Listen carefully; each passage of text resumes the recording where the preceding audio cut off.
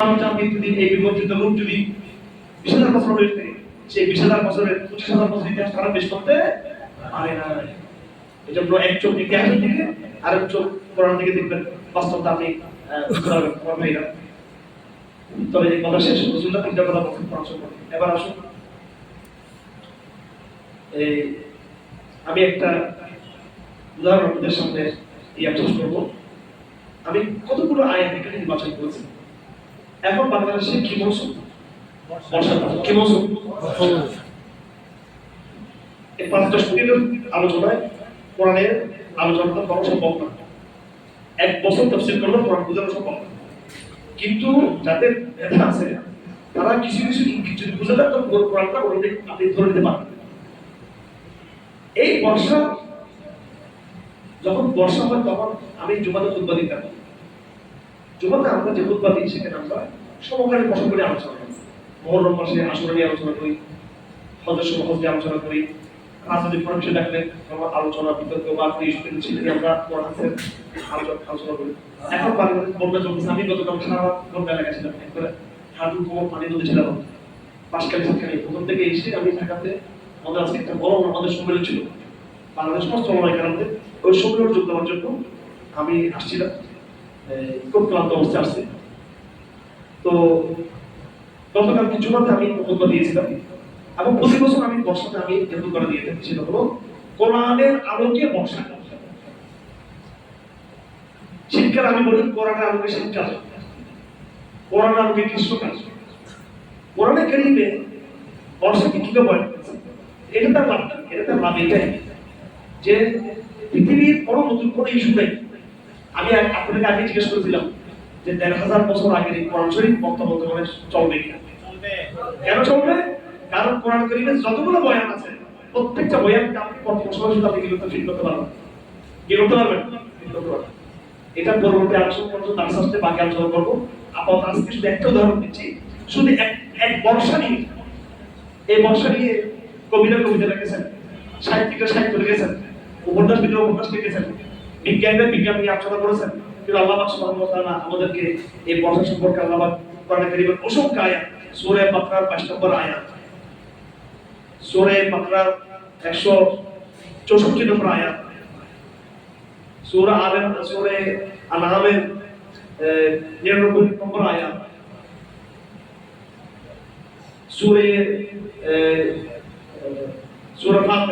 সূরা ফাতিরের আয়াত নম্বর 29 এবং 28 নম্বর আয়াত, তারপরে আপনার সূরা কাফের আয়াত নম্বর 10 নম্বর আয়াত। এগুলো আমি মোটামুটি একশত ব্যাখ্যা করছি। এর ভিতরে আরো ডজন আয়াত আছে। কি আছে? ডজন আয়াত কি সম্পর্কে? বর্ষা সম্পর্কে। তো বর্ষার আলাপটা কি জন্য? আল্লাহ পাক সুবহানাহু ওয়া তাআলা বর্ষার আলাপটাকে দিয়ে আমি যেটা বুঝাতে চাচ্ছি যে আজকে যদি বর্ষার মৌসুম না হয়ে যদি আজকে যদি শীতকাল হতো, আমি শীতকাল থেকে বের করে দিতাম। দেখুন, বর্ষার আগে আমি একটা আলোচনা করেছি, এটা ছিল মুহররমের সময়। মুহররমের সময় আমি করেছি 10 তারিখের মুহররম, 10 তারিখ আশুরা মাস। আল্লাহ নবী সাল্লাল্লাহু আলাইহি ওয়াসাল্লাম মদিনা থেকে জিজ্ঞেস করলেন, কি ব্যাপার ইহুদিরা তোমরা 10 তারিখ কেন রোজা রাখতেছো? 10 তারিখ তোমরা কেন রোজা রাখতেছো? তো ইহুদিরা বলল 10 তারিখ আল্লাহ পাক আমাদের মহাশত্রু ফেরাউনকে ধ্বংস করেছেন আর আমাদের নবী মুসাকে বিজয়ী করেছেন।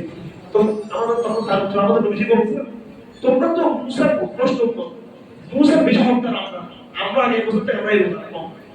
তো রাসূলুল্লাহ বলেন 10 তারিখে আসলে দিন আমরা রোজা রাখবো, সাথে ইহুদিদের সাথে সাদৃশ্য না থাকার জন্য আমরা 7 তারিখে রোজা রাখবো, অথবা কিন্তু না 9 তারিখে কিংবা 11 তারিখ আরেকটা মতো আমরা যুক্ত করবো 9, 10 কিংবা 10, 11। আচ্ছা, এখন 10 তারিখের বৈশিষ্ট্য কি? 10 তারিখের বৈশিষ্ট্য হলো আল্লাহ পাক ফেরাউনকে ধ্বংস করেছেন। কি ধ্বংস করেছেন? দেখুন, ফেরাউন এবং মুসার কথা কোরআনে আছে, বারবার কোরআনে আসছে। এটাকে আমরা মনে করছি ছাত্র জগৎ ছোট যখন আমরা কোরআন বিষয় বুঝি না যে এটা আমার একটা জাস্ট ইতিহাস। ফেরাউন এবং মুসার কাহিনী, এটা ইতিহাস না শুধু। আল্লাহ সুবহানাহু ওয়া তাআলা বারবার কোরআনে কারীমে নাম দিয়েছেন আমাদেরকে। ফেরাউনের দিকে আমাদের দেখো, ফেরাউনের কথা কয়বার আছে? ফেরাউনের কথা একবার নাকি বারবার আছে, মুসার বেলা একবার নাকি বারবার বারবার এই কথা আসলে তো এটাই ইঙ্গিত যে দেখো কিয়ামত পর্যন্ত যুগে যুগে কারণ এইসব তৈরি হবে। কথা ঠিক নেবে। এই যে ইরানের প্রেসিডেন্ট শিয়া মুসলমানরা কাপড় ছিল বিদ্যমান একজন একটা রাষ্ট্রের প্রেসিডেন্টকে মেরে ফেলা, তার বউকে মেরে ফেলা, তার নাতিকে মেরে ফেলা, এটা কি সন্ত্রাসবাদ আর জঙ্গিবাদ কিনা এটা ভালো জিনিস। ওরা আমাদের সন্ত্রাসবাদী বলে, সন্ত্রাসবাদী আমরা নাকি এমনিতে সন্ত্রাসবাদী, আমরা নাকি ভারত ভারত মুসলমান তো মুসলমানদের ছিল আমার মুসলমান নিজেদের নিজেদের সন্ত্রাস বলতেছে। আমি বুঝলাম যে বাংলাদেশে কিছু কিছু সমস্যা ক্রাইসিস তৈরি হয়, ওটাকে ছোটখাটো কিছু কিছু হলে এটাকে বিশাল দিয়ে যারা একটা দেশের প্রেসিডেন্টকে দিনের দুপুর হত্যা করে বলতেছে হত্যা করেছি ওই দেশের প্রেসিডেন্টকে, তার বউকে তার নাতিকে মেরে ফেলেছি। আপনাদের সেই দেশের প্রেসিডেন্ট সবকিছু আছে, আমরা তাদের করে জমির বিক্রি করি না, বলি দেখি আমরা এরা হচ্ছে এই জমানার ফেরাউন, বুদ্ধি এই জমানার ফেরাউন, ইসরায়েলের প্রধানমন্ত্রী লিখে দেখো এই জমানার ফেরাউন। কোরআন এই কথাই বলেছে, ফেরাউনকে কোরআনের আল্লাহ এই জন্য হাজির করেছে যে হে মুসলিমরা ফেরাউনকে ভালো করে নিচ করো, ঠিক করো, ভালো করে পড়ো, কারণ যুগে যুগে কাম পর্যন্ত তোমাদের উপর ফেরাউনকে আমি চাপিয়ে দিব, আমার এই ফেরাউনকে আমি ধ্বংস করবো। তো সুতরাং কোরআন এটা কোনো অতীত না, এটা ভবিষ্যৎ।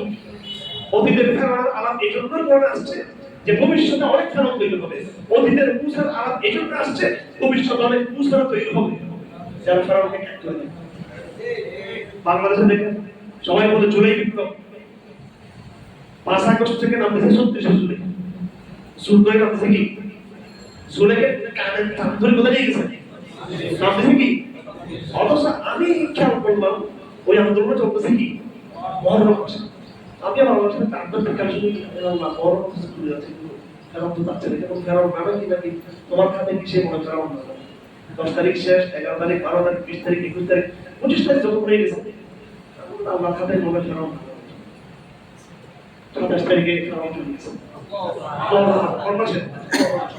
আপনারা যারা প্রাক্তন নাগরিক কিন্তু আশাবাদ আছে যে কষ্ট হয়েছে ওগুলো শুনে দেশ থেকে আমরা তো অবরোধ করে আপনারা একসাথে হয়ে যাবে, এগুলো চিন্তা করে লাভ নেই, অন্য কোনো চিন্তা করে লাভ নাই।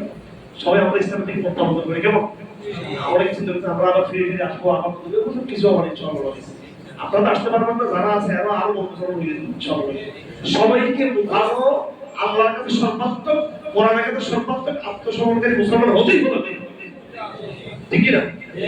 বিএনপিকে হতে হবে, আওয়ামী লীগকে হতে হবে, হেফাজত জামাতকে সর্বাত্মক কোরআনের মধ্যে আসতে হবে ইনশাআল্লাহ। আমরা অন্য কিছু সন্তুষ্ট থাকবো না, কোরআনে সন্তুষ্ট থাকবো আমরা। তো যাই হোক বলে কি বুঝলাম কোরআনে যত বয়ান আছে অতীতে এটার সাথে একটা ভবিষ্যতের কি একটা সম্পর্ক আছে। আপনারা একজন দার্শনিকের নাম মনে রাখবেন, আমাদের সময় হচ্ছে যে আলোচনা শেষ করেছি, একজন দার্শনিকের নাম মোহাম্মদ কুতুব, ওনার একটা কিতাব আছে বিংশ শতাব্দীর জাহিলিয়া।